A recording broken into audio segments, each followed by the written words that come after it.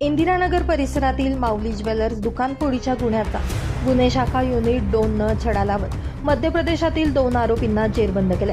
आरोपींकडून 4.5 kilo चांदीचे दागिने, सोन्याचे दागिने, 3 मोबाईल फोन आणि 2 मोटारसायकल असा एकूण 13,39,283 रुपयांचा मुद्देमाल जप्त करण्यात आला आहे।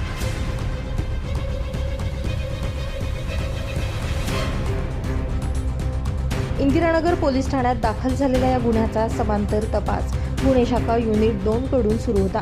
पथकानं घटनास्थळी भेट देत तब्बल 125 सीसीटीव्ही फुटेज तपासले, तसेच तांत्रिक विश्लेषणाच्या आधारे आरोपींचा माग काढण्यात आला।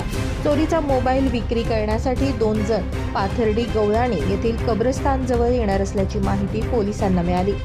यानुसार पोलिसांनी सापळा रचून काल्या सखाराम बारेला वय 31 बडवानी मध्य प्रदेश आणि अनिल राजाराम पावरा वय 23 राहणार बडवानी मध्य प्रदेश यांना ताब्यात घेतले।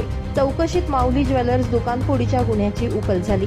ही कारवाई पोलीस आयुक्त संदीप कर्णिक, पोलीस उपायुक्त किरण कुमार चव्हाण आणि सहाय्यक पोलीस आयुक्त संदीप मेटके यांच्या मार्गदर्शनाखाली करण्यात आली।